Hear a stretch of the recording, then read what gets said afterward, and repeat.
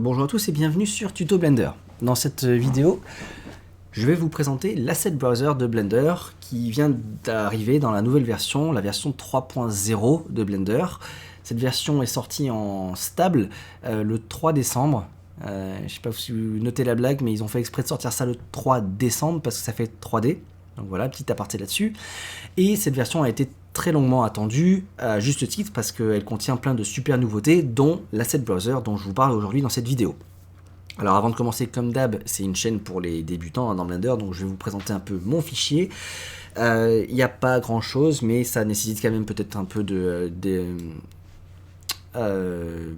faire un tour, quoi, de vous montrer. Donc j'ai rajouté avec Shift A, Mesh et Monkey, j'ai rajouté une tête de singe dans la scène 3D qu'on appelle Suzanne dans Blender, c'est la mascotte.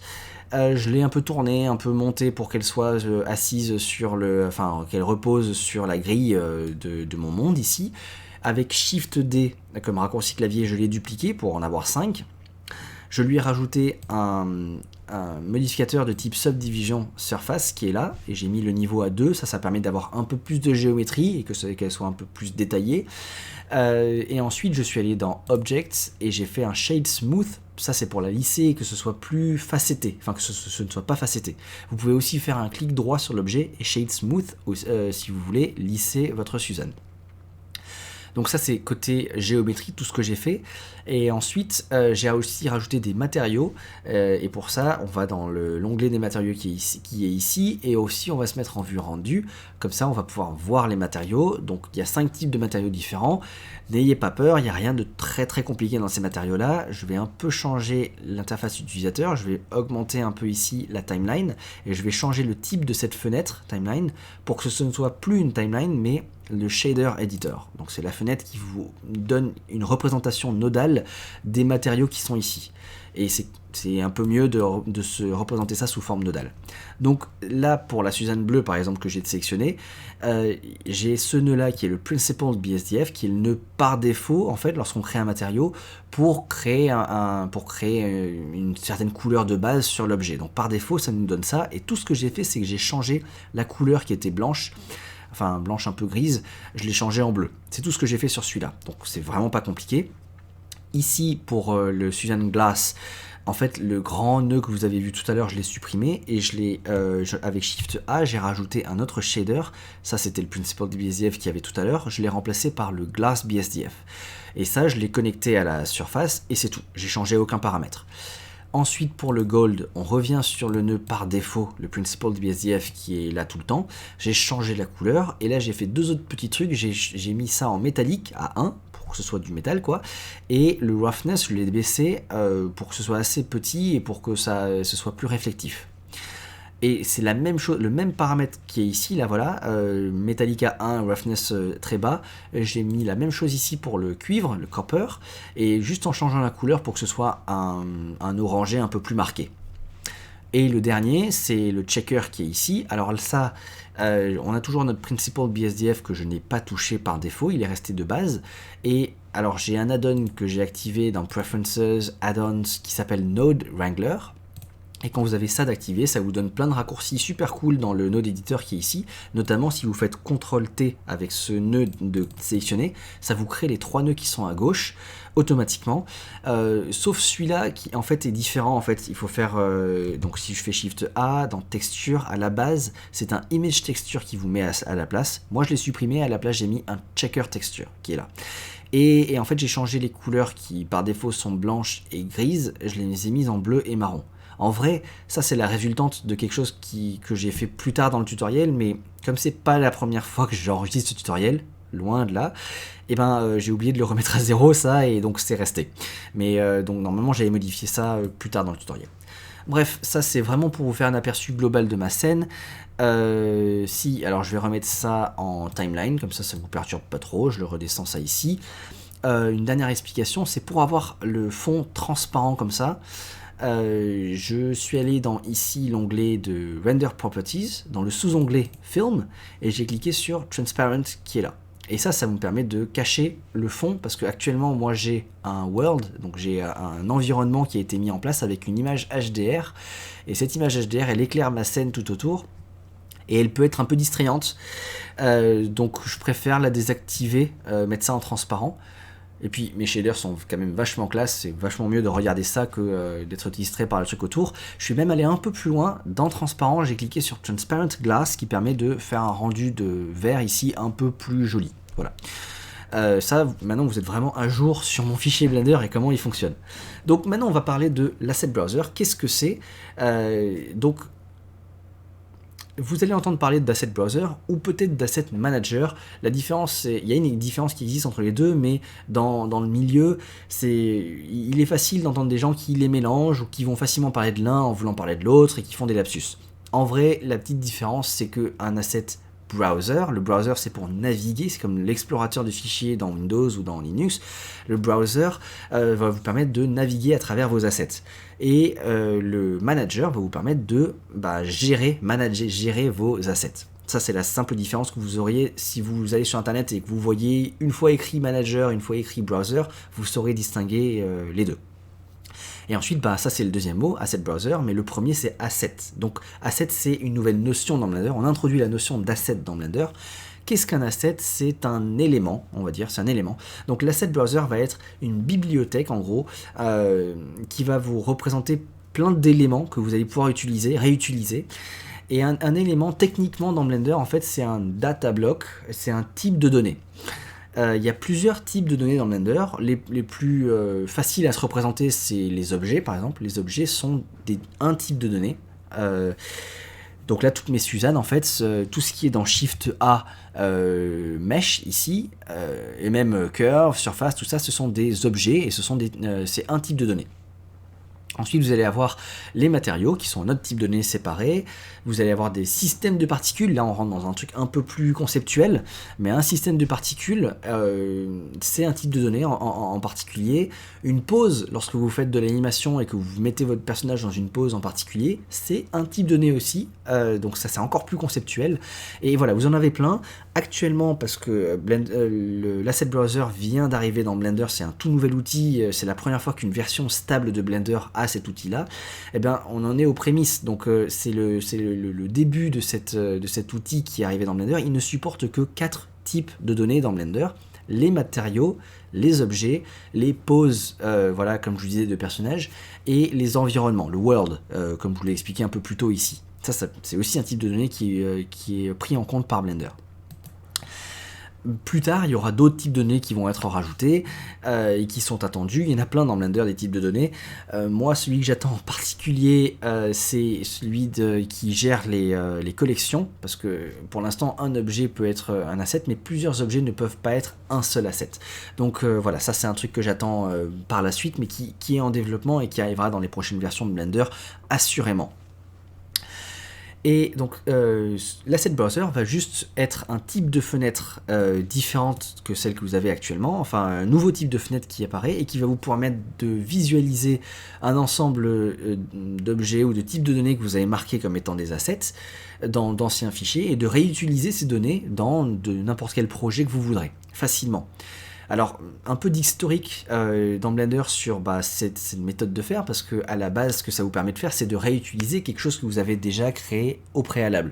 Parce que oui, lorsque vous avez passé du temps à modéliser, à texturer, enfin à fabriquer quelque chose, dans un futur projet, vous n'allez pas reperdre ce temps à refabriquer la chose. Vous pouvez vous dire, en fait, je l'ai déjà fait, je le réutilise. Et donc ça, historiquement, alors plus globalement en fait dans l'univers des logiciels et tout, il existe les moyens d'import et d'export. Donc on peut se dire, ok, je vais dans mon ancien fichier Blender où j'avais fait, je sais pas, ma table ou mon super objet, je vais l'exporter dans un format, je sais pas, OBJ, STL, etc., n'importe quoi. Et je vais dans mon autre logiciel ou dans mon nouveau fichier et j'importe ce format compatible avec l'ancien, etc. Mais ça a ses soucis parce que des fois les formats ne prennent pas toutes les données en compte. Donc votre objet que vous aviez, peut-être que le format ne prend pas les textures avec, donc ou alors il les prend avec, mais quand vous serez dans votre nouveau logiciel ou dans votre nouveau fichier, vous allez devoir rebrancher les textures parce que ça n'a pas été bien encapsulé.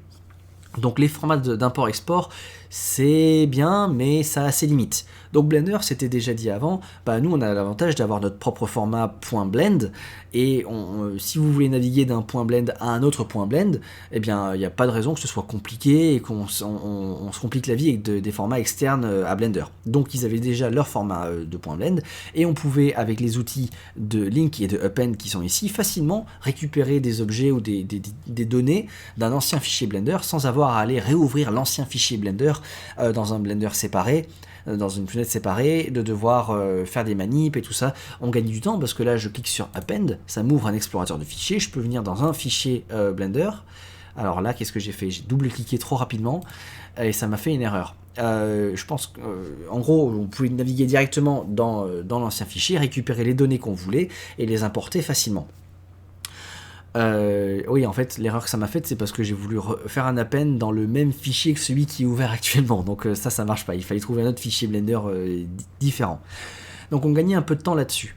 Mais là, ce que vous permet de faire l'Asset Browser, c'est d'avoir plus à chercher l'ancien fichier dans lequel vous avez les données qui vous intéressent, parce que si jamais c'était un fichier qui a été fait il y a très longtemps, ou que tout simplement vous n'êtes pas forcément très organisé, que vous ne savez plus où vous l'avez mis sur votre ordinateur, ça peut faire perdre du temps d'aller essayer de le retrouver, ce fichier, et de retrouver dans le fichier la donnée qui vous intéresse, parce qu'une scène qui est immense, avec plein d'objets, s'il y a juste un arbre dedans qui vous intéresse, et que vous ne savez pas, le retrouver lui, surtout s'il n'a pas été nommé, etc., ça peut être compliqué.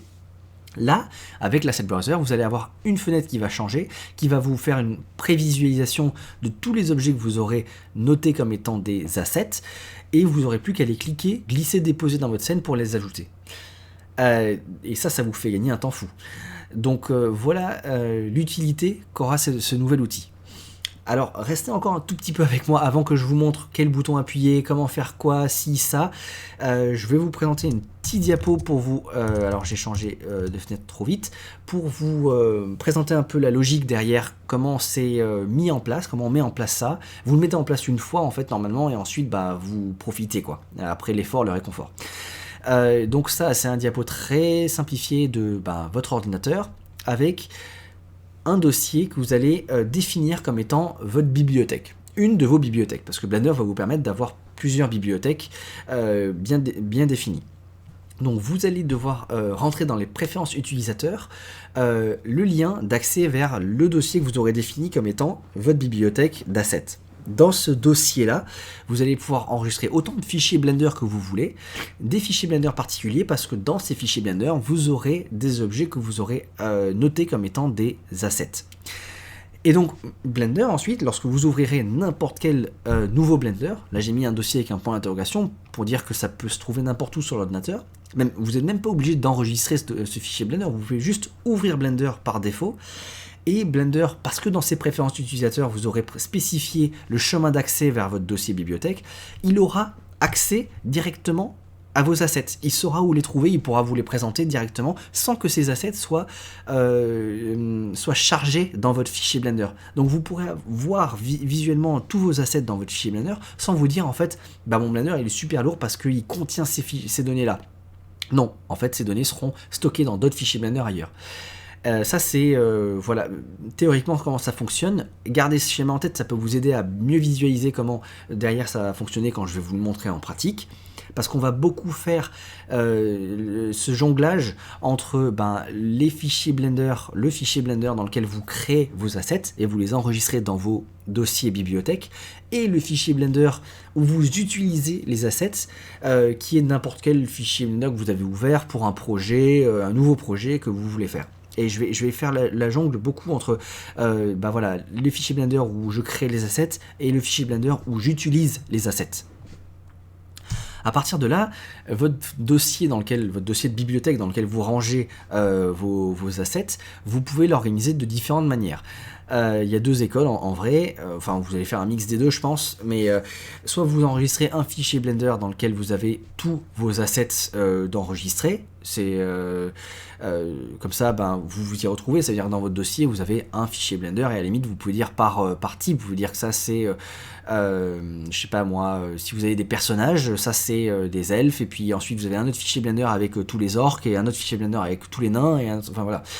Ou alors vous pouvez vous dire, en fait, je vais avoir un fichier Blender et un asset par fichier Blender. Et là, vous pouvez vous dire, ok, si j'ai 500, 600, 1000 assets, enfin des centaines d'assets, eh bien ça va faire beaucoup de fichiers Blender et ça pourrait être compliqué de s'y retrouver, même si normalement vous y revenez pas sur ces fichiers Blender. Une fois qu'ils sont enregistrés dans votre dossier de bibliothèque, vous n'y touchez plus en fait, ils sont là, ils sont laissés là tels quels. Mais si jamais un jour vous vous dites, ah ouais mais en fait ce meuble là, cet asset meuble, je sais pas, cette table, elle est pas très belle en vrai, ou j'aimerais l'améliorer parce que la texture, j'ai trouvé un moyen de faire un peu mieux, et ben vous allez devoir retourner dans ce fichier Blender qui contient l'asset enregistré dans le dossier pour pouvoir le modifier là-dedans. Et si vous avez des centaines de fichiers Blender, ça peut être compliqué de s'y retrouver. Néanmoins, il y a un avantage là-dedans quand même, et il y a un défaut là-dedans aussi, en fonction des assets que vous avez. Si vous travaillez avec des assets qui sont très très lourds, je pense à, je sais pas moi, de la végétation ou des photoscans, même des photoscans, c'est super lourd, c'est à des textures qui sont parfois très lourdes, à des gros nuages de points avec plein de géométrie. Si vous faites ça et que vous mettez tous vos objets, tous vos assets dans un fichier Blender, le fichier Blender va devenir très vite très lourd. Ça peut faire plusieurs gigas de taille de fichiers. Et si vous êtes un peu accoutumé à la technologie là, des link et append dont je vous parlais avant, faire un append sur un fichier Blender qui fait plusieurs gigas de taille pour récupérer un asset qui est gros à l'intérieur aussi, ça prend du temps parce que Blender doit ouvrir le fichier Blender, récupérer les données de l'asset qui sont à l'intérieur, les extraire, les copier dans le nouveau, enfin les importer, les append. Ça peut prendre du temps. Moi, ça m'est déjà arrivé dans des trucs très très gros de perdre plusieurs minutes à attendre qu'un append se fasse en fait, parce que ça allait chercher dans un fichier Blender qui était très très lourd. Et donc là, dans cette situation, vous préféreriez peut-être séparer vos assets dans plusieurs fichiers Blender et dire qu'en fait, j'ai un fichier qui est très lourd mais qui est dans un seul Blender et qui n'est pas avec tous les autres assets très lourds, et ça ira plus vite à charger quoi. À l'inverse, si par contre vous vous dites ok, là j'ai plein d'assets mais c'est tout petit, il n'y a pas grand chose, c'est des textures qui sont pas très grandes et donc ça prend pas beaucoup de mémoire, tout ça, vous pouvez tous les rassembler dans un fichier Blender. C'est pour ça que je vous dis, au final vous risquez sûrement de faire un mélange des deux en fonction des assets que vous utilisez, voilà. Et ma dernière slide qui est ici, c'est une slide qui vous permet de parler d'organisation, parce que jusque-là on a parlé de un dossier bibliothèque avec des fichiers à l'intérieur, là, des assets dedans, mais en vrai Blender vous permet de spécifier les chemins d'accès vers autant de dossiers que vous voulez, autant de bibliothèques que vous voulez, et donc vous pouvez faire autant de bibliothèques, autant de dossiers ici, et organiser par type. Enfin là c'est un exemple, vous faites comme vous voulez vous derrière, mais vous pouvez vous dire par exemple que ça c'est le dossier avec les personnages. Vous avez tous les personnages et comme je l'ai dit tout à l'heure, vous pouvez avoir les elfes, les nains, les humains, etc. Là vous pouvez avoir des plantes, et dans les plantes avoir différents types, les arbres, les arbustes, les plantes en pot. Ça c'est une première manière d'organiser, juste par manière d'organiser vos fichiers et l'enregistrement de vos fichiers sur votre ordinateur dans les dossiers. Sachant que ces dossiers, donc par convention, logiquement, j'imagine que tout le monde encapsulerait tous ces dossiers-là dans un dossier master qui s'appellerait Asset Browser par exemple, et dedans vous aurez toutes vos bibliothèques bien rangées, mais rien n'empêche que en fait votre dossier plante, il soit sur le bureau, le dossier personnage il soit dans le dossier téléchargement, et que le dossier véhicule il soit dans, les photos de votre ordinateur. Tant que, ensuite, dans les préférences utilisateurs de Blender est accès, il est enregistré le chemin d'accès vers les dossiers, vous vous en fichez de où se trouve le dossier sur l'ordinateur. Et voilà, c'est ce que je voulais dire là-dedans, sachant que là vous organisez par dossier, vous aurez dans Blender, et on va le voir juste après, la granularité de pouvoir aussi réorganiser vos assets de votre manière dans Blender avec une hiérarchie propre en fait. Voilà, donc assez parlé de diapos, et sur un diapo comme ça, on retourne dans Blender, ici, et la première chose à faire, donc comme je vous le disais, c'était de créer un dossier bibliothèque quelque part sur votre ordinateur. Donc moi ici, j'ai mon dossier document, et là-dedans, je vais créer un nouveau dossier que je vais appeler Asset Suzanne. Hop. Et en vrai, donc comme je vous le disais dans le diapo, ça c'est mon dossier personnage par exemple, ou Asset Suzanne, mais je peux faire d'autres dossiers. Je peux faire un dossier autre, ou je peux faire un nouveau dossier qui sera, perso. Et même je pourrais faire un dossier, ouais, je vais le faire peut-être plus tard, je vais voir. Donc nouveau dossier. Non, je vais le supprimer celui-là. Je vais rester avec ces 3 dossiers-là, juste pour l'exemple, et pour que vous puissiez visuellement voir dans Blender les choses un peu plus clairement. Donc maintenant on rentre dans Blender, et il faut dire à Blender, donner à Blender le chemin d'accès de ces dossiers, et ça se fait dans les préférences d'utilisateur, qui ne se trouve plus dans File, mais qui se trouve dans Edit cette fois-ci, tout en bas dans Preferences. Et là, on va descendre dans File Paths, qui est là, et vous voyez qu'il y a un nouvel onglet qui s'appelle Asset Libraries. Alors, encore une fois, moi j'ai déjà enregistré ce tuto, j'ai essayé de remettre à zéro tous les trucs, donc j'ai supprimé ce que j'avais fait ici, mais en vrai, quand j'ai ouvert Blender par défaut la première fois, il y avait déjà un premier chemin d'accès par défaut qui est créé par Blender, que personnellement je n'utilise pas, donc moi je l'ai supprimé. Si vous voulez l'utiliser, allez-y, de toute façon vous savez qu'il fonctionne, il a été fait de base par défaut, donc utilisez-le.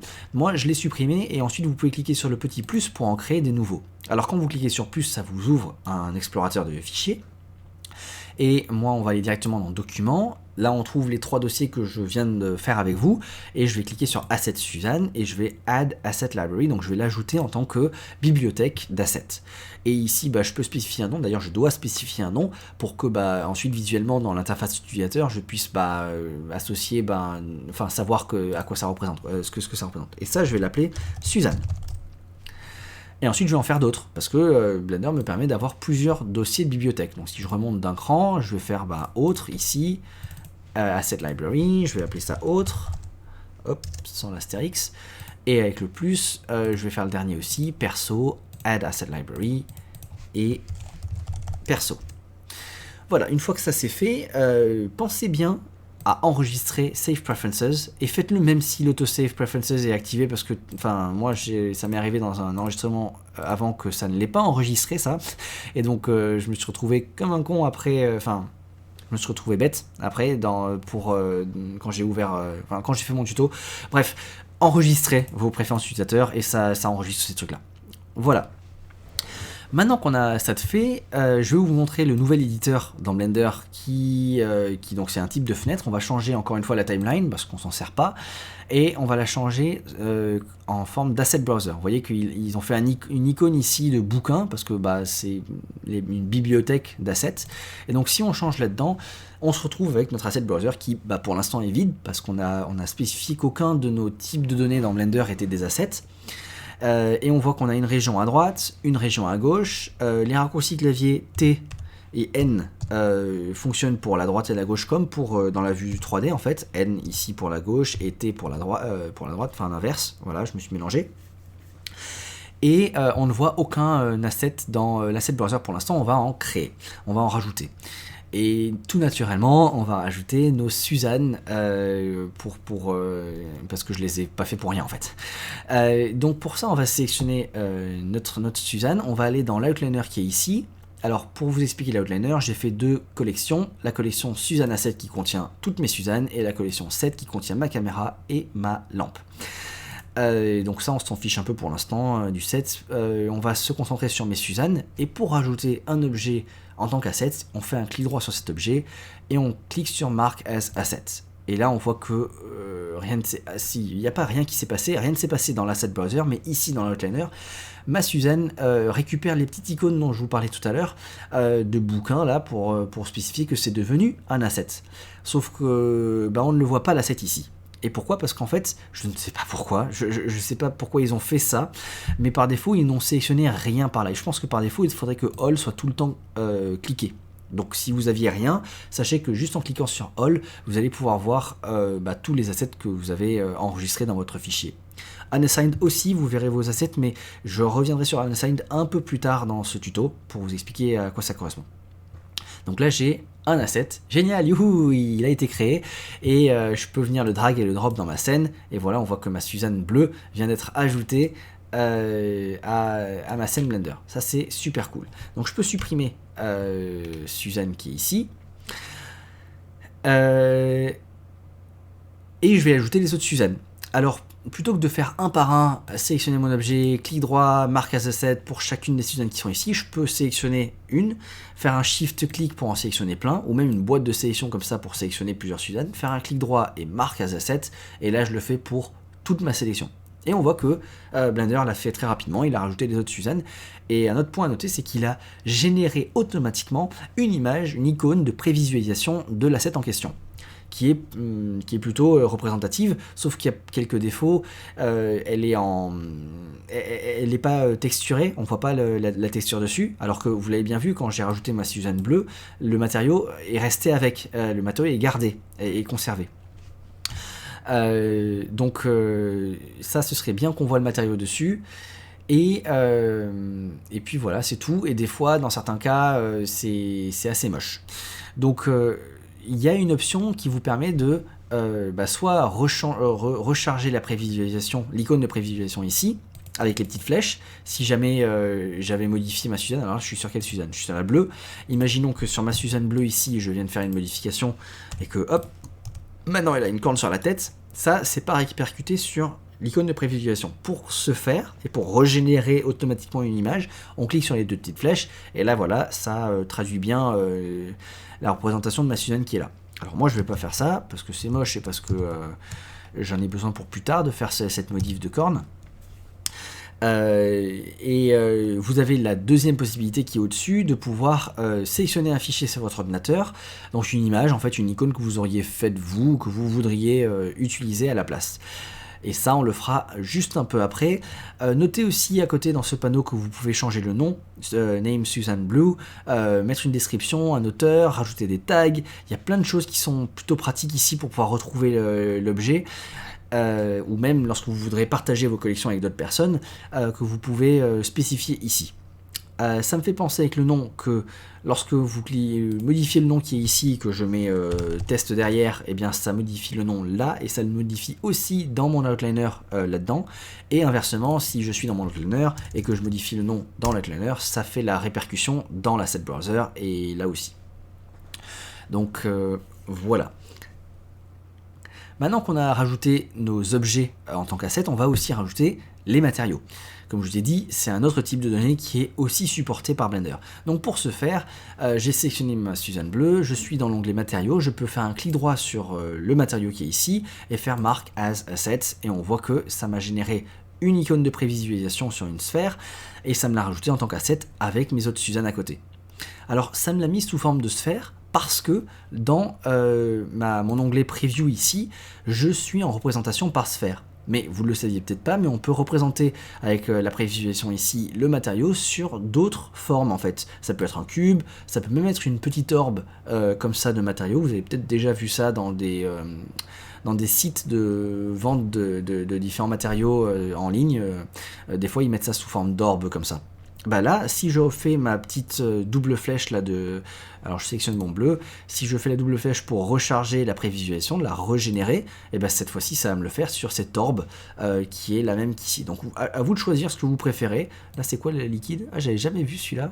Je suis jamais venu jusqu'ici, mais voilà, vous pouvez avoir un tissu, vous pouvez avoir des cheveux, enfin, bref, ce que vous voulez, ça peut être représenté ici. Voilà, et donc si vous voulez le faire sur tous les matériaux, plusieurs matériaux d'un coup, comme on a fait avec les Suzanne en shift sélectionnant, là c'est plus galère parce que je vois pas mes matériaux facilement ici. Là je les vois, mais je peux pas sélectionner mon matériau. Là je sélectionne le data, les données de l'objet, et même là-dedans, si je peux sélectionner le matériau, mais pour shift sélectionner, enfin dérouler, tout ça c'est plutôt long. Donc ce qu'on va faire, c'est qu'on va changer la visualisation des objets de ma scène dans l'outliner, plutôt que de regarder par view layer comme on le fait actuellement, on va regarder ça sur le fichier Blender globalement. Et là on a tous les types de données, tiens voilà, on a une liste de types de données qui sont ici, dans Blender, et notamment on a les matériaux qui sont là, et on peut sélectionner, du coup on voit tous nos matériaux, voir que le bleu il est déjà en asset, parce qu'il y a cette petite icône qui est là, et je peux sélectionner, shift sélectionner les autres, faire un clic droit, mark as asset, et on voit que Blender est en train de générer les prévisualisations, et qu'il a rajouté tous ces matériaux là-dedans. Donc ça fonctionne bien. Mais alors maintenant, une question peut se poser sur vos lèvres, parce que tout à l'heure on a fait un test et on a vu que si j'importais, alors je vais changer, je vais prendre Checker cette fois-ci, hop, ma Suzanne Checker ici, elle s'importe et elle préserve son matériau. D'ailleurs, si ici je vais séparer un peu ma fenêtre et je vais changer le type de fenêtre en Shader Editor, on voit que j'ai encore accès à mon matériau sur cette nouvelle Suzanne et je peux modifier ce matériau si je veux. J'ai accès aux paramètres modifiables de ce matériau. Donc, vu que j'ai gardé mon matériau, pourquoi est-ce que je rajoute mes matériaux à côté en tant qu'asset? Parce que en fait, ça va me permettre de gagner du temps. Si je suis dans un nouveau projet, on imagine que je suis sur mon nouveau projet, et j'ai créé des objets en or. Voilà, j'aimerais réutiliser mon matériau d'or. On imagine que ce matériau d'or, c'est pas un truc super rapide qui m'a mis 2 secondes à faire, mais c'est plutôt un shader très complexe que j'ai mis 1 heure à travailler pour que ce soit procédural et super précis et trop bien. Je veux réutiliser ce matériau-là. J'ai pas envie de devoir, même avec mon asset browser qui est super rapide, tu vois, j'ai pas envie de devoir importer toute une Suzanne entière, enfin tout mon objet avec son matériau pour pouvoir ensuite récupérer ce matériau, l'assigner à mon nouvel objet et ensuite supprimer ma Suzanne. Je préfère me dire que en fait voilà ma gourmette en or que j'aimerais faire en or, voilà. Et bien j'ai dans mon asset browser mon matériau d'or, je clique, je dépose sur mon objet directement et cet objet se transforme en or. Ça c'est beaucoup plus rapide et pratique. Et c'est pour ça que on peut enregistrer séparément les matériaux. Et en fait les objets ils vont quand même garder vos matériaux, parce que c'est un peu bête de se dire en fait ouais j'ai fait mon objet, j'ai fait les textures, tout ça, et en fait là j'importerai que mon objet sans ces textures. Ça paraît logique de se dire ok j'importe aussi les matériaux avec quoi. Donc je supprime ça, je vais remettre celui-ci en bleu. Et c'est aussi simple que de cliquer déposer sur l'objet le matériau que je veux, et voilà, ça c'est fait, basta. Donc un dernier type de données qui peut être rajouté là-dedans en tant qu'asset, c'est le type de données world en fait, donc l'environnement. Et pareil, là je fais un clic droit là-dessus pour, pas là-dessus, sur le world qui est ici, pour mark as asset, ou alors je vais encore une fois là-dedans, je sélectionne mes world et je peux faire un clic droit là et mark as asset, et ça me génère mon world qui est ici.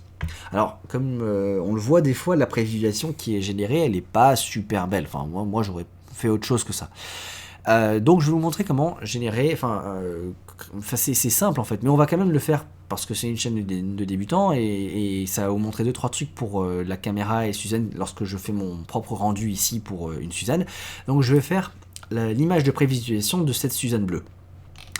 Pour ça, je vais me mettre en vue de face, parce que j'aime bien voir ma Suzanne de face. Alors elle est un peu tournée, regarde vers le haut, alors je vais peut-être monter un peu ma vue. Pour ça, je vais appuyer 8 sur le pavé numérique, comme ça je me déplace par incrémentation et vraiment tout droit en fait. Et je vais essayer de me mettre un peu face à ma Suzanne avec 1, 8, 8, voilà. Et paner pour être un peu plus face à ma Suzanne. Maintenant, j'aimerais être en vue caméra, bien sûr, parce que c'est ma caméra qui va faire le rendu. Donc, plutôt que d'appuyer sur 0 et de me mettre directement dans ma caméra, dans ma vue caméra, je vais appuyer sur CTRL-ALT-0 et c'est ma caméra qui va venir à moi, en fait. Je vais me mettre en vue caméra, mais en gardant l'angle de vue que j'avais déjà dans la vue 3D. Donc ça c'est plutôt pratique comme raccourci clavier, et j'ai pas envie, alors vous voyez que là les icônes c'est des petits carrés en fait ici, c'est plus pratique pour les ranger et on n'a pas besoin d'un format 16 neuvième. Donc je vais aller dans mes propriétés de sortie ici de vidéo et je vais changer, plutôt que de 1900 par 1080, je vais mettre 1080 dans les deux. Et là j'ai une format de sortie carré, enfin j'ai une résolution d'image carré, qui correspond plus à mes icônes de prévisualisation dans mon outliner, dans mon asset browser. Je peux sélectionner ma caméra, je vais zoomer un peu plus, me rapprocher de ma Suzanne, peut-être la déplacer pour être un peu plus au centre. Si vous voulez, petit quick tips dans les propriétés de la caméra ici, vous pouvez vous activer des safe area. En fait, ça va faire des petits pointillés. Vous les voyez peut-être pas avec les compressions de vidéo sur YouTube, mais il y a des petits pointillés. Faites-le la manip et vous les verrez aussi. Vous pouvez avoir deux vous allez avoir le safe margin et le action safe margin. Ça vient de la télé en fait, hein, et ça vient des différentes... c'est historique encore une fois, mais ça vient de la télé et du crop qui peut être fait à la fin, mais vous pouvez vous en servir pour vous dire, en fait, je dépasse pas de ces petites bordures là et je me laisse une marge. Et vous pouvez aussi, dans Viewport Display et dans Composition Guide, vous mettre le centre, en fait, des lignes de centre, ou alors les thirds, enfin bref, vous avez plein de ratios ici qui vous donnent des petits pointillés pour vous aider à bien centrer vos assets. Voilà, ça c'était un petit aparté, une petite parenthèse. Mais moi ce que je veux c'est rendre juste ma Suzanne bleue, les deux autres vont me gêner à côté, alors je vais revenir en View Layer ici dans mon outliner, et alors à part ma Suzanne bleue, tous les autres Suzanne qui sont à côté, je vais les désactiver au rendu, comme ça ils ne seront pas rendus, et dans le Viewport aussi, juste par clarté, en fait par visibilité, par lisibilité, je vais les désactiver aussi. Là, je vois que j'ai juste ma petite Suzanne là à rendre. Il y a 2-3 autres petites choses que j'aimerais faire. Là, j'ai mis bien le format en carré, le ratio du carré. J'aimerais dans le frame range changer le end à 1. Mais qu'est-ce que tu fais, Yves? Ça, en fait, c'est pour l'animation. C'est pour dire que mon animation, elle se finit à l'image 1. C'est un quick tips voilà, je vais vous expliquer juste dans 2 secondes. D'abord, je vais changer pardon, ça fait longtemps que j'enregistre ces vidéos, ça fait plusieurs heures que je suis dessus, donc je perds un peu mes mots. Mais c'est le chemin de sortie, en fait, où il va enregistrer mon image. Et pour ça, je vais aller naviguer dans mon dossier document, je suis dans mon dossier Assets Suzanne, et alors personnellement, c'est une pratique que j'aime bien faire, je vais créer un nouveau dossier, et je vais l'appeler Thumbnails.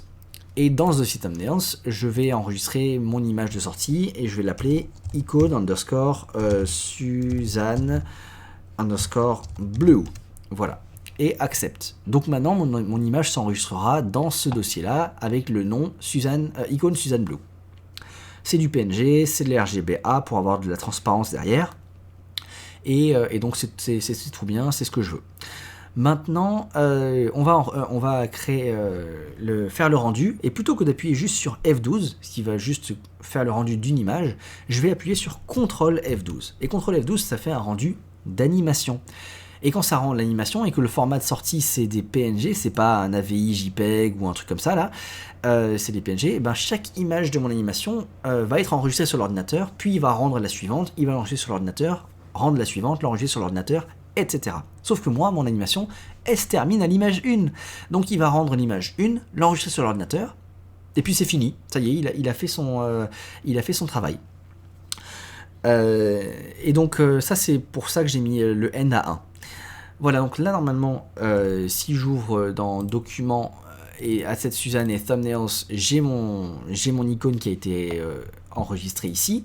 Je peux venir sur Suzanne Blue, faire mon petit dossier, et pas être dans Desktop, je vais être dans Documents, Assets Suzanne, retrouver dans Thumbnails mon icône Suzanne Blue ici, et je peux la charger, et voilà, tadam, j'ai ma Suzanne qui est très belle, et qui est beaucoup plus représentative ici de ce qu'il y a dans la vue 3D, quoi, parce que on voit le shader, enfin on voit sa couleur, ça peut être dans l'angle de vue que vous voulez, parce que encore une fois, ça je l'ai pas fait, pardon, hop, je me remets en vue caméra, mais si je mets si je tourne autour de mon curseur 3D, j'aurais aussi pu faire un rendu un peu de biais comme ça en 3/4, c'est plutôt joli aussi, et vous pouvez le rendre dans le sens que vous voulez.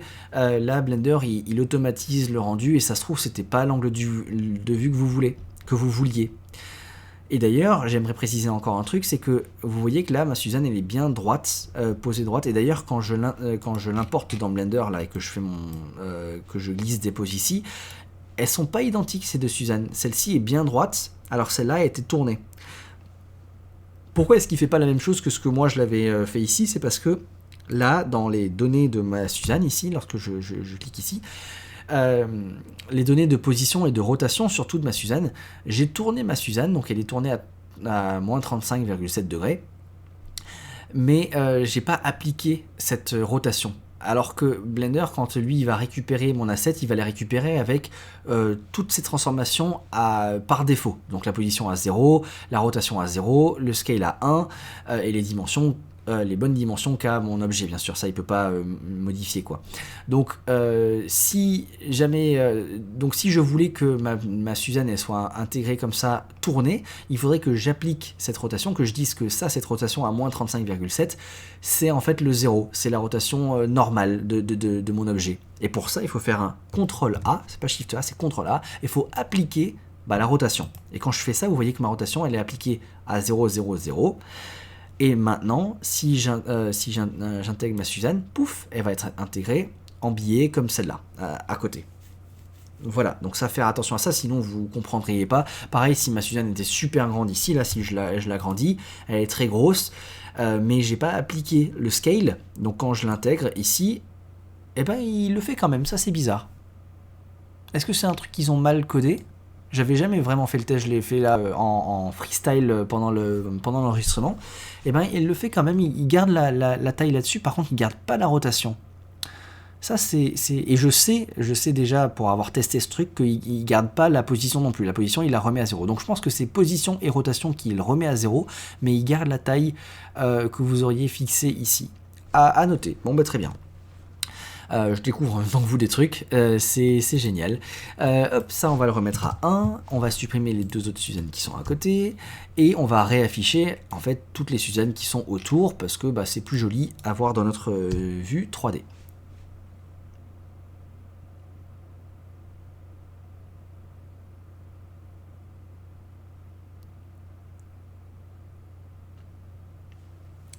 Maintenant, j'aimerais vous pointer votre attention sur, donc dans l'asset browser, en fait, au niveau de l'interface, je vous ai montré le All Unsigned, parce qu'il faut cliquer sur l'un des deux pour voir vos assets de base, mais au-dessus, je vous ai montré ce menu déroulant qui s'appelle Current File pour l'instant, et ça veut dire le fichier courant.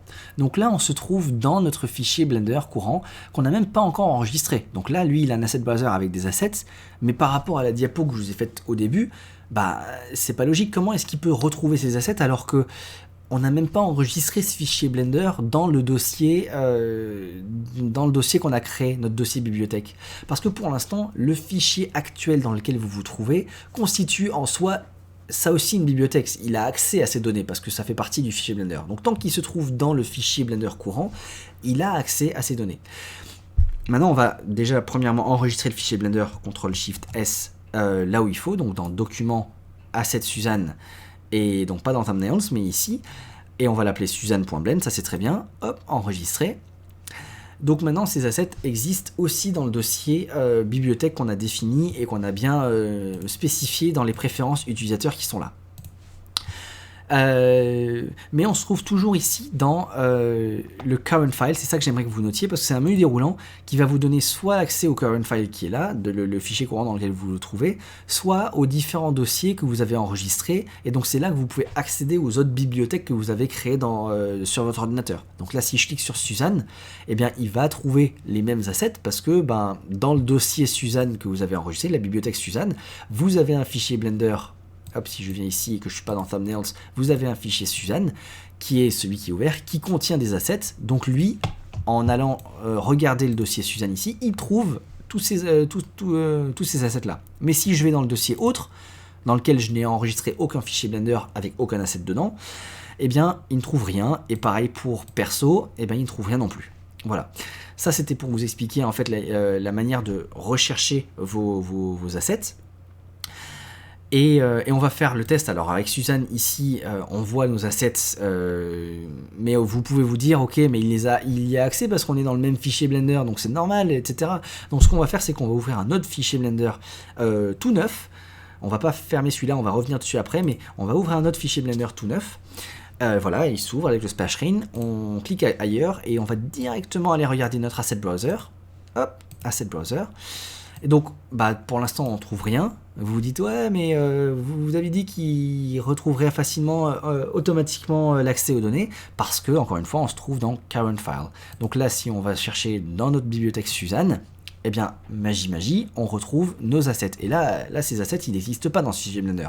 Vous voyez que là, dans la Outliner, il n'y a rien. Il y a juste la caméra, le cube et la light. D'ailleurs, on va supprimer cette collection. Peut-être pas, je vais garder ma lampe quand même. Je vais supprimer que ces deux trucs. Voilà. J'ai gardé mon cube. Non, je vais supprimer mon cube et ma caméra, garder juste ma lampe. Et maintenant, j'aimerais avoir mes objets à l'intérieur. Donc ma Suzanne bleue, hop, elle s'intègre. Si je me mets en vue rendered, elle a bien sa couleur. Ah tiens, j'ai pas de prévisualisation de monde, de world. Donc je vais glisser mon world là-dedans. Pouf, ça y est, j'ai mon world qui est aussi pris en compte. Si je vais dans les préférences, là, ici, film transparente. Donc je vais le mettre en transparent ici.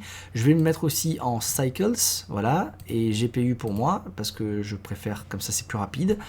Et donc j'ai dit que film, transparente et transparent glass, parce que comme ça, lorsque je glisserai ma Suzanne glass ici, pof, elle va être très jolie. Et d'ailleurs, ma Suzanne glass, je vois que j'ai oublié l'underscore qui est en dessous. J'ai fait Suzanne glass directement sans underscore. Donc ça, j'aimerais le modifier, mais j'y ai pas accès. Même si je fais N ici et que je les sélectionne, vous voyez que le nom est grisé. Je peux pas faire ça ici. J'ai même pas fait exprès. Alors, franchement, c'est super cool que ça m'arrive et que je vous montre qu'en fait, voilà, quand je suis dans un fichier Blender qui utilise les assets, je peux pas les modifier. Je peux avoir accès aux matériaux si je veux. Voilà, je peux venir ici toujours avoir accès au shader et je peux modifier le shader et dire qu'en fait ici c'est du vert qui est teinté, voilà, qui est teinté en vert, hop, c'est du vert. Donc ça, j'y ai accès, mais en ce qui concerne l'asset et les données de l'asset ici, je peux pas le modifier, je peux pas recharger sa prévisualisation, tout ça, c'est pas possible. Pour ça, il faut retourner dans le point de blend qu'on avait ici, et dans le Suzanne Glass, je peux dire, qui est ici, voilà, je peux dire, ah ben non, en fait, renomme-le en glass, Suzanne underscore glass. Et là, j'enregistre ce dossier-là, ce fichier-là, bien cliquer sur CTRL-S, je reviens sur celui-ci et j'ai normalement ces doubles flèches qui me permettent de recharger, et quand je recharge ça, voilà, j'ai mon Suzanne underscore glass qui s'est updaté ici. Alors dans ma scène, non, parce que ça c'est un objet que j'ai déjà chargé, hein, qui existe maintenant dans ce fichier Blender. Mais ça n'existe pas dans mon fichier Blender, ça n'alourdit pas ma scène actuelle. Ce fichier d'utilisation d'assets, il n'est pas alourdi par tous ces objets-là en fait. Ça, ils existent ailleurs, ils existent dans l'autre fichier Blender. Ici par contre, ma Suzanne que j'ai glissé déposée là-dedans, elle a été importée dans cette scène. Donc elle existe bien ici dans cette scène Blender. Et je vais la supprimer d'ailleurs parce que je veux plus les voir. Je veux créer mon propre objet. Dans cette scène, on va faire un peu de modélisation. On va recréer le cube qu'on a supprimé tout à l'heure, hein, parce que c'est pas marrant sinon. Aller en mode édition. Je vais faire M pour merger, pour fusionner tous les sommets au centre. Comme ça, j'ai plus qu'un seul sommet. Et ce sommet, je vais faire un CTRL-clic gauche pour l'extruder et garder la liaison avec l'ancien. Et je vais faire que des CTRL-clic gauche partout ici pour dessiner en fait le profil le profil coupé d'ailleurs en deux, si vous avez remarqué ou pas, je sais pas si vous avez deviné déjà ce que c'est, mais c'est un verre à pied. Hop, et ça c'est le dernier sommet que j'aimerais placer pile au-dessus du premier, qui est à l'origine. Donc pour ça, je le garde sélectionné, je vais le mettre en vue de dessus avec 7. Donc j'aimerais le déplacer, je vais faire G pour le déplacer, mais j'aimerais le déplacer que sur le plan X, Y et pas Z. Donc je vais faire Shift Z pendant que je le déplace, et ensuite je vais faire clic droit pour annuler ce que je suis en train de faire parce que je voulais changer mon snapping en snapping par vertex, par sommet. Donc je refais G, je déplace mon vertex, Shift Z pour le déplacer que sur le plan X, Y, et je vais faire CTRL pour venir le snapper sur le sommet qui est juste en dessous de lui. Comme ça, ils sont bien alignés l'un sur l'autre. Maintenant, si je fais un A, je sélectionne tous mes vertex. Je vais utiliser l'outil Spin qui est là, qui va me permettre de cliquer sur le widget en plus là ici et de venir tourner mon gobelet sur lui-même, sur son axe de rotation, et si j'appuie sur CTRL, je peux tourner par incrémentation et être sûr de snapper la fin de ma rotation sur le début. Donc là j'ai tout qui est venu l'un sur l'autre, et si je fais A et que je fais encore un merge, mais cette fois-ci je fais un merge par distance avec M, tu vois, le merge c'était M, et by distance, ça me permet de fusionner tous les sommets qui sont trop proches les uns des autres. Donc ceux-là ils sont les uns sur les autres, on voit que j'ai supprimé 22 sommets. Et donc je sais que maintenant ces sommets n'ont pas de doublons les uns sur les autres. Bref, tout ça pour dire que je viens de modéliser un calice ou un verre à pied, enfin comme vous le voulez. Je peux faire un object et un shade smooth ici si je veux pour le lisser un peu, et je peux aller en vue rendue pour admirer, enfin en fait c'est moche, c'est juste gris par défaut dans Blender, donc moi je veux lui mettre un matériau, si possible un matériau de verre. Mais ça tombe bien, j'ai un matériau de verre dans mon asset browser. Si je le glissais, déposé dessus, et bien ça fonctionne. Ça fonctionne, oui, c'est un vert vert parce qu'effectivement je l'ai modifié. Je l'ai modifié ici d'ailleurs. Je l'ai modifié voilà, là-dedans, dans les paramètres qui sont là. J'ai supprimé l'objet tout à l'heure, mais ça a gardé les données de matériaux. Ça, c'est très très bien, parce que ça me permet, je voulais vous le montrer différemment, mais je vous le montre de cette manière-là aussi. Ça va vous permettre de comprendre en fait les outils de link et de append qui ont été utilisés, et le nouvel outil d'append un peu modifié qui ont été mis en place avec cet asset browser.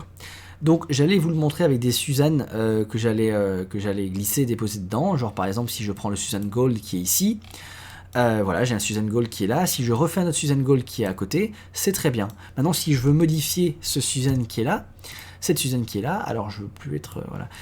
Et que cette fois-ci, je vais refaire ma corne sur ma Suzanne ici. Ah, on voit que l'autre Suzanne, elle a sa corne qui arrive aussi. En fait, ces données sont partagées. Et lorsque vous utilisez l'asset browser, je pense que les développeurs ont pris le parti de se dire, de manière générale, l'asset browser, ça va être constitué de plein d'éléments que vous allez vouloir réutiliser, mais qui ne vont pas forcément constituer un élément crucial et essentiel dans votre scène. Ça va plutôt être des éléments pour venir combler votre décor, agrémenter ou venir enrichir en fait votre scène, mais ça ne sera pas forcément des objets essentiels. Et donc, ce seront sûrement des objets qui seront très répétitifs, que vous allez importer plein de fois, que vous allez placer ici et là et tout, et réutiliser sans avoir vraiment à les modifier en vrai. Ils ont déjà été modélisés comme vous le voulez, et vous allez normalement pas avoir besoin de venir les modifier. Donc si jamais lorsque vous les intégrez dans Blender, plutôt que de charger toutes les données de l'objet, les matériaux, les textures, les données de sommet, de vertex, de tracé, de la géométrie et tout, plutôt que de recharger ces données à chaque fois que vous rechargez le même objet, eh bien il les charge une fois, et si vous importez le même objet plusieurs fois d'affilée, eh bien il va dire non, je ne recharge pas ces données-là, je les ai déjà en stock dans ma mémoire, je pointe vers ces données-là dans ma mémoire, par contre le seul truc qui change c'est sa position dans l'espace. Et ensuite, si vous le tournez, voilà, la rotation et le scale, ça c'est indépendant de cet objet-là en particulier. Mais des données telles que la géométrie, vous voyez que là si je rentre dans les données de mon objet ici, les datas de mon objet, eh bien c'est partagé par deux objets, par mes deux Suzanne. Si vous voulez pouvoir modifier cette Suzanne, juste elle en particulier, sans que ça modifie les autres Suzanne autour, eh ben, soit vous la supprimez et vous la réintégrez, mais en changeant ici le type de technologie utilisée pour importer en fait dans votre scène. Vous pouvez avoir trois types qui sont proposés, soit le link ou le append classique, tel qu'on les connaît jusqu'à présent, soit le append reuse data qui est celui par défaut, et que je viens de vous expliquer. Ça veut dire que ça réutilise les données, genre les textures que vous avez utilisées là-dedans. Là j'en ai pas, j'ai pas utilisé de texture, mais si vous avez des grosses images bien lourdes, il va pas les charger plusieurs fois en faisant des points 001, points 002 pour chaque image. Il va les charger qu'une seule fois, et quand vous réimporterez votre même objet, il va savoir que ah tiens, dans cette image je l'ai déjà utilisée, je la recharge pas une deuxième fois dans ma scène. Et ça permet d'optimiser en fait l'utilisation de la mémoire.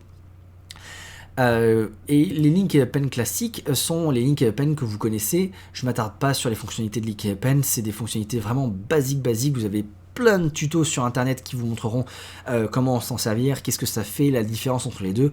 Il y a même un tuto sur ma chaîne, je pense, qui est très très vieux, ça va faire partie des premiers tutos que j'ai fait dans ma chaîne, mais le concept théorique derrière et même l'utilisation reste exactement pareil, même aujourd'hui en fait. Donc le tuto est encore valable. Qu'est-ce que je voulais dire? Donc si vous voulez, vous pouvez changer en juste append normal et réimporter votre Suzanne Gold, et cette fois-ci cette Suzanne Gold, déjà elle n'a pas la corne comme les autres, et en plus si je vais en mode édition, je peux changer juste elle, mettre une corne dans l'autre sens, et les autres ne seront pas affectés.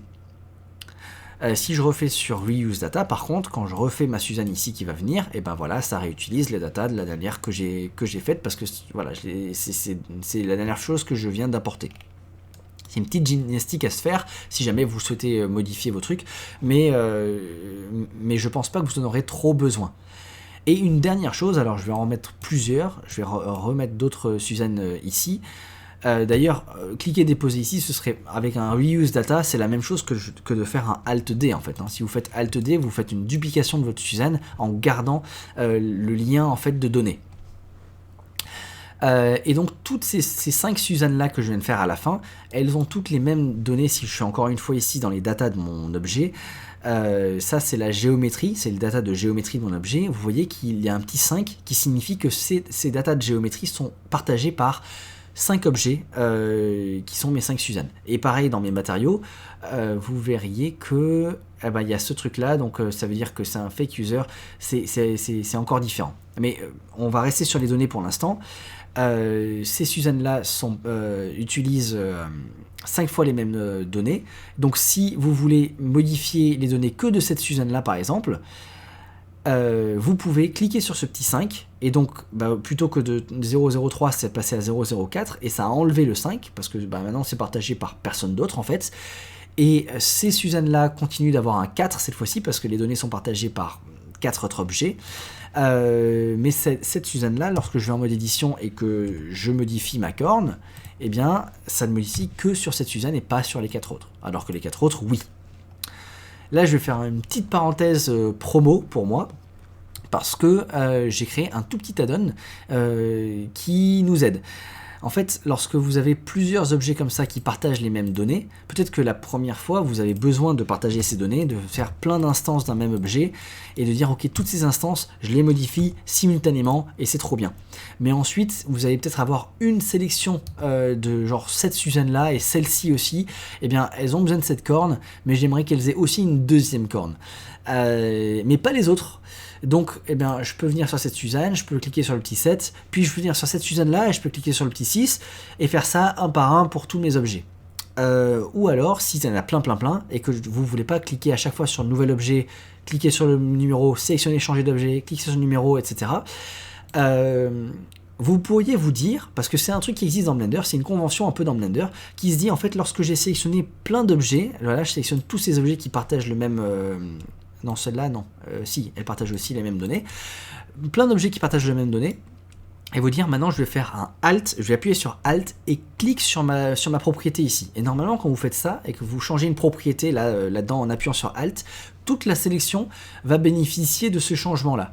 Mais là, c'est pas le cas, ça l'a fait visuellement ici, mais que pour ma sélection active, pour cette Suzanne-là. Mais ces deux autres Suzanne, vous voyez qu'elles ont encore le petit 5 qui est à côté. Donc ça l'a pas fait pour elle aussi. Du coup, moi, dans mon boulot, en général, ça m'arrive très souvent d'avoir ce cas-là de figure et d'avoir besoin, en fait, de modifier, de rendre unique des objets après qu'ils aient été en données partagées, parce que j'avais premièrement besoin qu'ils aient une donnée partagée, puis spécifiquement certains objets j'ai besoin qu'ils soient séparés.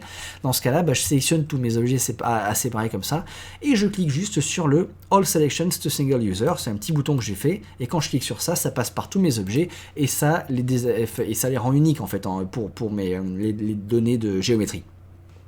Et ça sur autant d'objets que vous avez.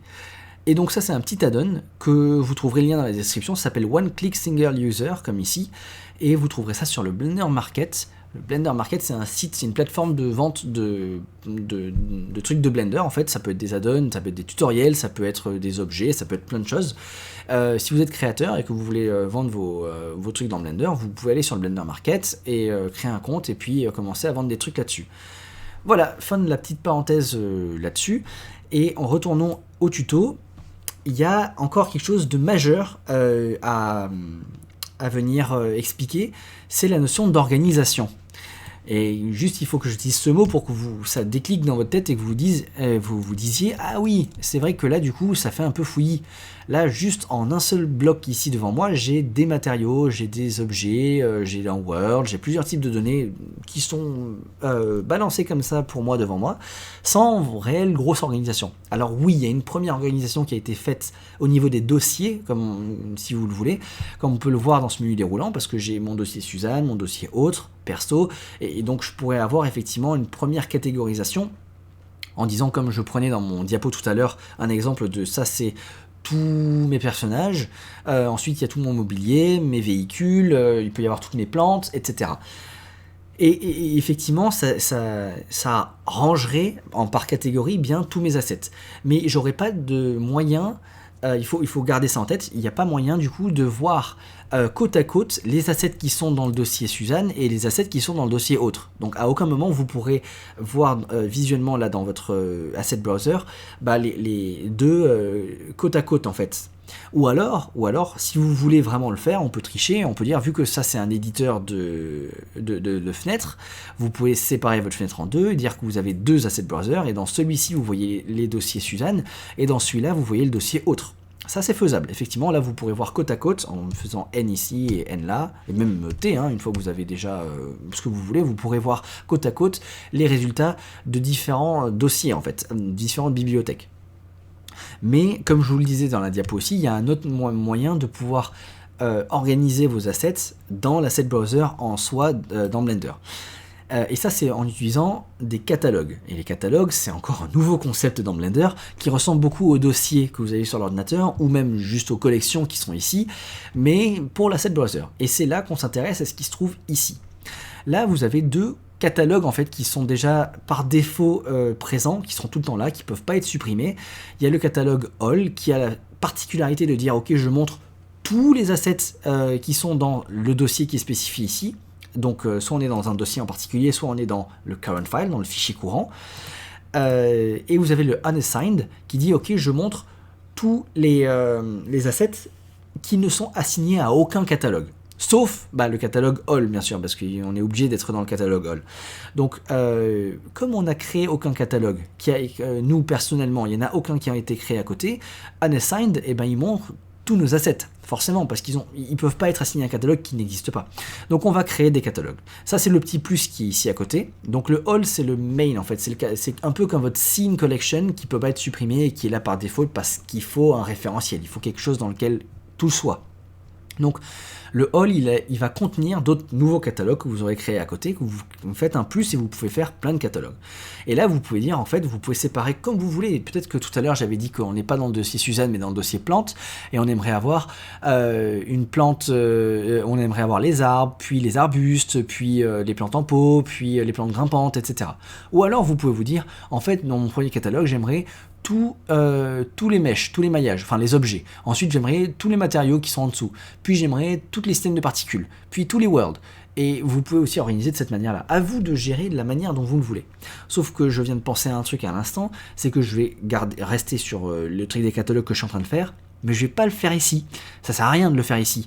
D'ailleurs, j'ai créé un catalogue, mais si je vais dans All et que je veux assigner, je sais pas moi, cette Suzanne à mon premier catalogue qui est ici, je peux glisser, déposer, il va me faire une erreur. Pourquoi ? Parce que là, je suis, encore une fois, dans un fichier d'utilisation des assets. Je ne peux pas modifier quelque chose sur ces assets-là tant que je ne suis pas dans leur dossier de création, d'origine. Donc, on va revenir dans le dossier, le fichier Blender, je veux dire, dans lequel on a créé ces assets. Et là, on va recréer les collections qu'on veut. Donc, on peut créer plein de collections ici. J'en crée 3. Je ne sais pas pourquoi j'en ai créé 3, mais on va dire, la première, c'est Suzanne. Hop. La deuxième, c'est Materials. Et la troisième, ça va être World. Ok. Worlds, voilà, avec un D. Alors vous noterez très rapidement qu'il y a un petit astérix qui se met à la fin de ce que j'ai nommé. C'est pas moi qui ai mal tapé, c'est juste... L'astérix, c'est une convention pour dire... le fichier n'est pas enregistré. Ce n'est pas enregistré. Donc, ça va être pareil si je modifie un peu dans ma scène 3D quelque chose ici, là. Vous verrez qu'en haut, il y a une astérix à côté de mon Blender pour dire que ce fichier a une modification non enregistrée. Et pareil, dès que vous avez l'image éditeur avec une image qui est faite mais qui n'est pas enregistrée encore, vous avez le petit astérix pour vous dire attention, il faut enregistrer ça. Vous avez plusieurs moyens d'enregistrer ici vos catalogues. Soit vous cliquez sur le petit icône qui est là, qui va save asset catalogs, soit vous faites un CTRL-S, comme d'hab, vous enregistrez tout le fichier Blender entier, et ça va aussi enregistrer ces trucs-là avec, quoi. Et maintenant qu'on est là-dedans, je peux faire All pour voir tous les assets que j'ai.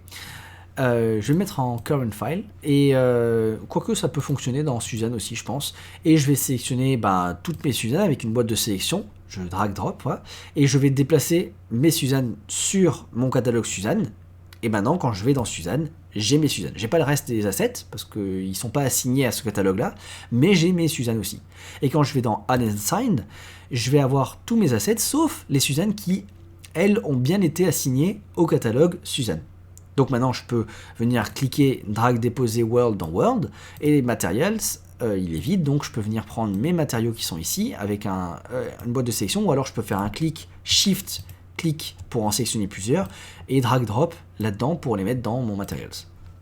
Maintenant, dans Materials, si je veux, je peux recatégoriser, et je peux dire qu'en fait, ou dans Suzanne, tu vois, dans Suzanne, à côté de Suzanne, je peux faire un plus, et je peux faire un catalogue qui est inclus dans le catalogue, qui est récursif, quoi, en fait, un sous-catalogue de mon catalogue Suzanne, que je peux double-clic pour renommer, et appeler thumbnail.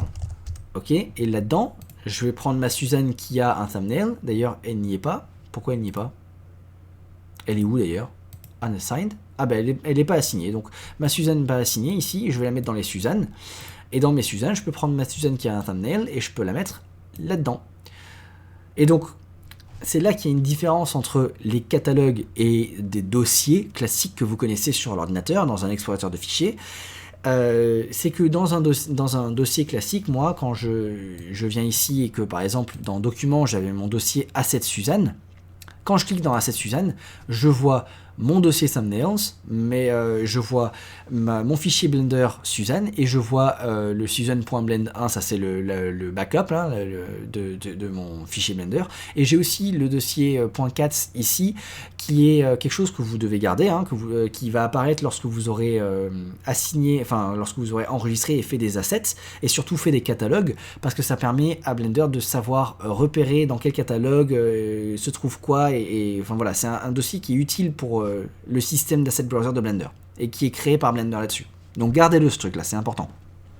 Et dans Thumbnails, vous avez votre image. Mais ici, je vois pas mon image dans Thumbnails. C'est pourtant logique pour vous, vous dites c'est dans Thumbnails, donc ça n'a pas à être montré dans le dossier Asset Suzanne. Bah, les catalogues, c'est différent. Les catalogues vont montrer récursivement tout ce qui se trouve en dessous d'eux.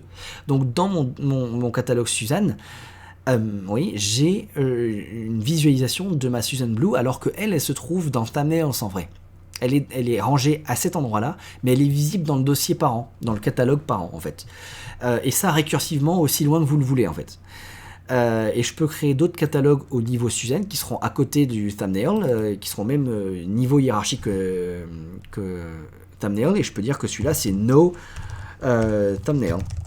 No Thumbnails, et dans No Thumbnails, je vais prendre toutes les autres Suzanne, je vais les mettre là-dedans. Et donc si je vais dans No Thumbnails, j'ai les Suzanne qui n'ont pas d'icône, et si je vais dans Thumbnails, j'ai la Suzanne qui a une icône. Mais le Suzanne parent va vous montrer toutes les Suzanne.